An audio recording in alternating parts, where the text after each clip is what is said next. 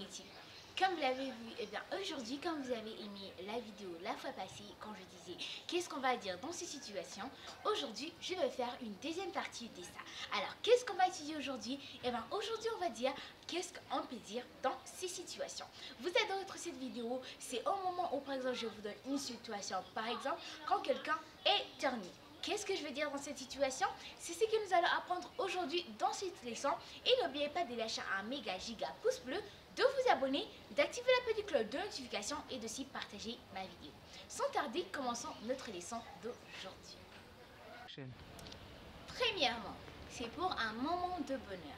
Alors pour des moments de bonheur, bien sûr, nous voulons parler de la naissance, des mariages et tout ce qui vous rend heureux quand vous faites quelque chose. Disons que vous avez gagné un diplôme. Alors on va dire quoi dans cette situation? Et bien comme tout le monde, nous savons que premièrement, c'est de dire félicitations. Alors de tout ce cas, même toi qui regardes cette vidéo, si tu as déjà gagné quelque chose, ben tu as une nouvelle soeur, un nouveau petit frère, une nouvelle petite soeur, n'importe quoi qui t'est arrivé, ben tu vas presque te marier ou quoi.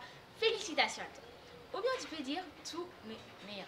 Alors, quand tu fais un vœu, bien sûr, c'est quelque chose que tu souhaites que ça arrive. Alors, tous tes meilleurs vœux que tu as, eh ben, tu les souhaites à ton ami parce que il a donc gagné quelque chose, c'est un moment de bonheur.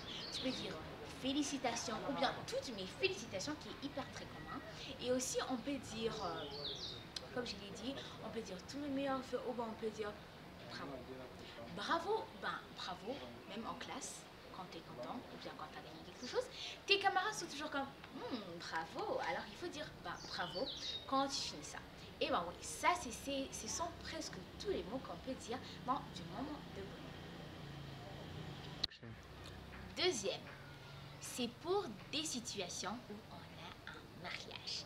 Alors, qu'est-ce que tu vas dire à ta tante, à ton oncle qui vient tout juste de se marier, à ton grand frère, à ta petite soeur qui vient tout juste de se marier? On va dire quoi?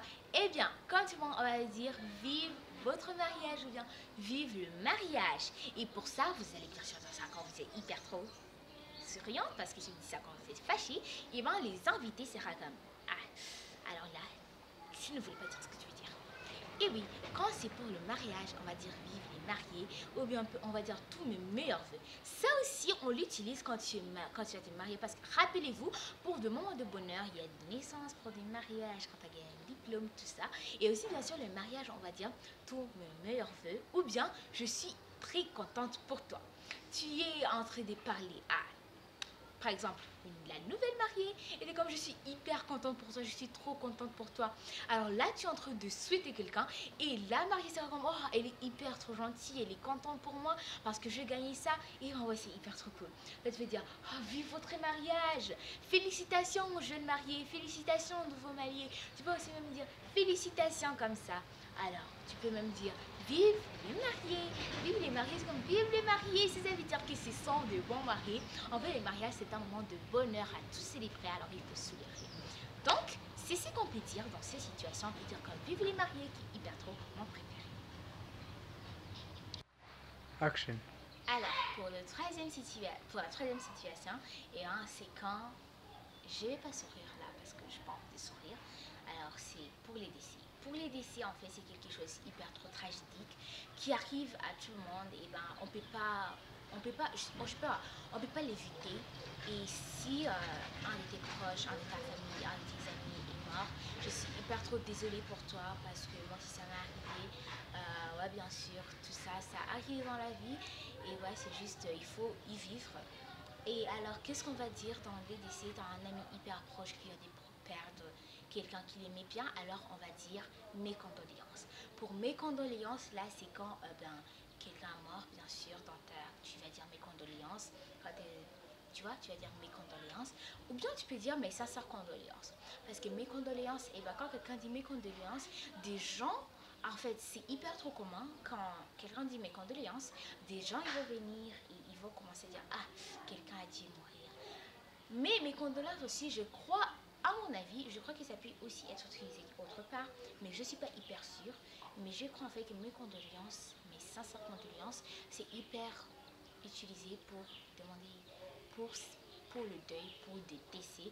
Alors, pour toi, mon ami, pour toi, ma soeur, pour toi, mon frère, qui regarde ça et t'as perdu un de tes proches et ça arrive, on ne peut pas éviter ça. Alors, mes sincères condoléances à toi et j'espère que Dieu vous protège. Action. Et maintenant, pour la quatrième, c'est pour encourager quelqu'un. J'ai déjà fait cette vidéo et si vous l'avez pas vue, allez la voir tout juste maintenant. Je fais une vidéo quand je disais comment encourager quelqu'un. Alors, allez la voir maintenant. Alors, pour encourager quelqu'un, on va bien sûr dire bon courage, tu vas y arriver, tu peux le faire. Alors, on peut utiliser les trois. Le 3. Bon courage, tu peux y arriver, tu peux le faire. Donc, quand tu dis tu peux y arriver, c'est que tu veux dire, ah ouais, je vais y arriver, je vais réussir mon examen. Quand ton ami n'est pas hyper trop motivé pour un examen, et ben tu vas devoir l'encourager, dire, allez, tu vas y arriver, n'abandonne pas.